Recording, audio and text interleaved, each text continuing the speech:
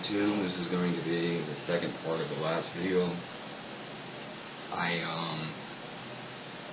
decided to stop it at the 9/11 mark. It's a weird number. I decided to stop it at that mark, not because of anything specific, but simply because I didn't want to make a long ass fucking video and then have to fucking not be able to post a video because it's too long, because YouTube's done that before, and then have to post another one. So instead, what I'm going to try to do here is this. I'm going to make a two-part video, and I'm going to try to pick it up where I left off, and it works because I needed to say some more shit about this anyways than what I was planning on saying, so it works. But back to what I was saying about privilege. If you think about what they did there, if you think about blacks, let's talk about black people. Yeah, I don't believe in a lot of gender privilege. I'm not saying there's no issues women don't have, but there are issues men have, and I do think they counteract each other, and I don't think that's really something you can look at as men are bad and women are good. I don't. That's this.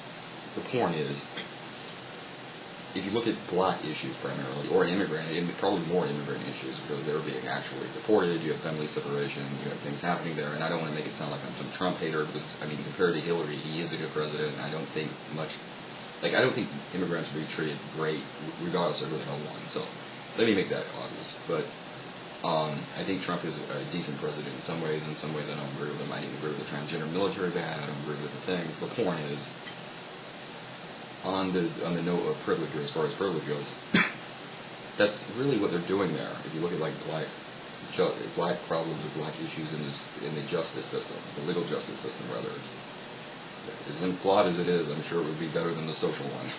But still, if you look at black issues in the legal justice system, black issues in this terms of cops shooting them for no reason. And if you don't think that there is some bias there, and not just bias against blacks, but there's a problem with police brutality in general. I mean, I think you need to look up the Eric Garner killing, or the killing of the black guy that was kind of overrated. He was selling untaxed cigarettes. He was selling cigarettes that were not taxed. And the cop literally chokes him to death, and it's on fucking recording, and then it goes to court. And there were riots over it, you probably remember it, but it went to court. The motherfucking cop got arraigned with cold-blooded murder of this damn man on videotape. Nothing happened.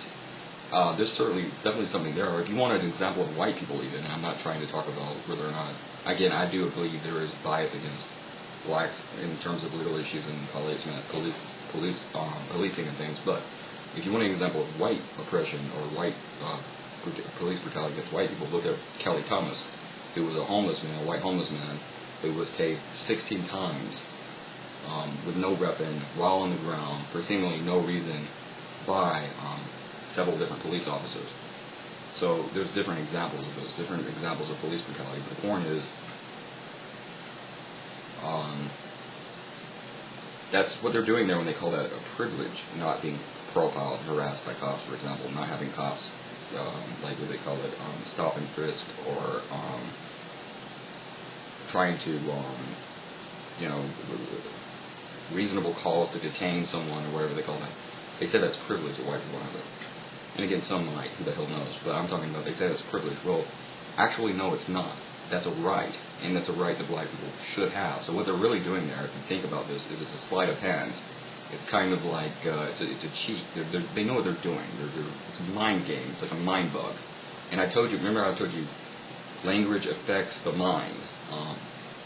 So what you're really doing there is you're not saying this is a black right, because it used to be called rights, civil rights, black rights, and people understood that, and people understood what the fuck they were talking about.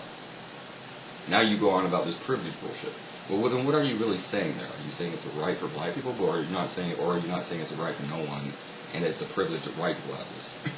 And I think what you're going to see is, and I think what you're already seeing, but what you're going to see more of and more obviously, is I think they're going to try to gradually push the entire issue into, you don't have rights. It's kind of like Carl used to say, you have a management class. You don't have rights. They control you. They control everything. They have all the money. They have all the courts. They bought and paid for all the judges. They have, and they're going to push things in that direction, and they're using the word privilege. And again, mansplaining. I'm not saying this is what they mean yet, but if you push that far enough, what fucking political issue isn't going to involve women? You can't mansplain. Well, first of all, I don't think I'm mansplaining. I'm giving you my point of view on something. Don't ask me what I think about something. It sometimes happens, and they get mad when they say, well, you're mansplaining. I'm not going to tell you what you want to hear. That's just stupid. But second of all, if you're dropping bombs, if you're dropping napalm in a goddamn village somewhere in, North Asia, South Asia, wherever you're bombing them, and you're dropping napalm on them, well, you're dropping napalm on a lot of females, women and female children, not just men and male children and men. You're not just dropping bombs on them. So you're talking about that. Well, would that be mansplaining? Where does it end? And that's not the point. Because if you push that far enough, and knowing these people, it makes it comical now. What was comical 5 years from now is now standard practice by these people. But furthering that, or continuing from that, again, a lot of it has to do with divide and conquer. And what they have done is they have divided up the working class. They divided up the lower classes. They divided up the working class along gender lines, first of all, and then along racial lines.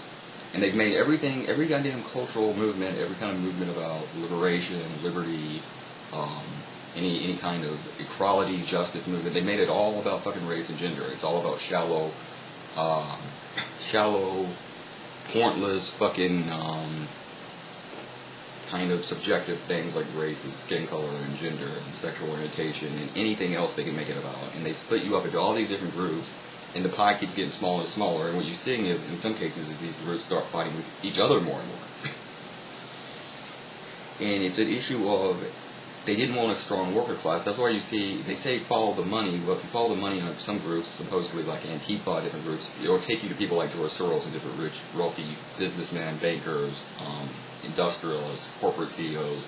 They're the ones who fund this shit, rich people. Why? Because it takes the attention off them and it puts it back on the working person. It puts it on, well, that person has white skin and it's a man, and yeah, I do too, but you have to, and it takes it off economic class. It takes it off dollar signs.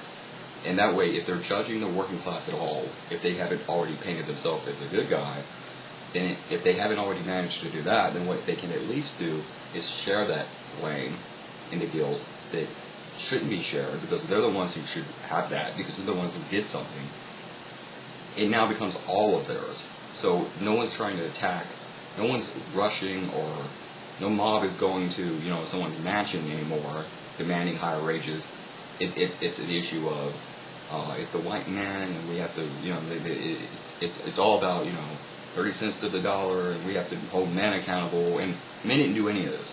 Men aren't the ones signing your checks. So if there is a wage gap, and I don't think there is a wage gap between American males and females, I think there's a wage gap in terms of third world countries, and it has to do with exploitation of jobs and things, but they're doing shit in such a way where it's like, they make it about that instead of why aren't they just paying everyone more and paying them what they're worth and not sending our jobs to other countries that work people for nothing and maybe paying the women less there.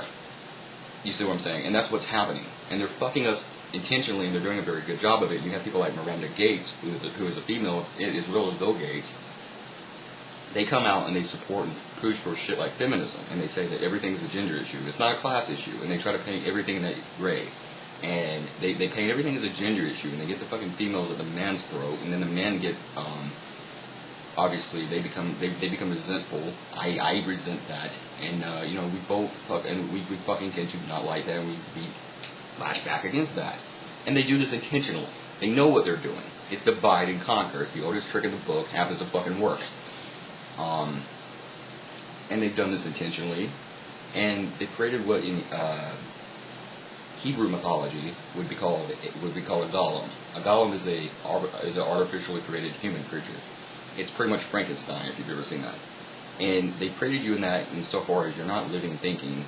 They've kind of taken blank people, they tore them down, took all that they knew, and through generations they've replaced it with nonsense, and they've created this mindless idiot, and they just vote and do as they're told, and that's what a lot of people are now. And social justice warriors are the most extreme example of that. And it's fucking ridiculous, and that's my opinion and privilege.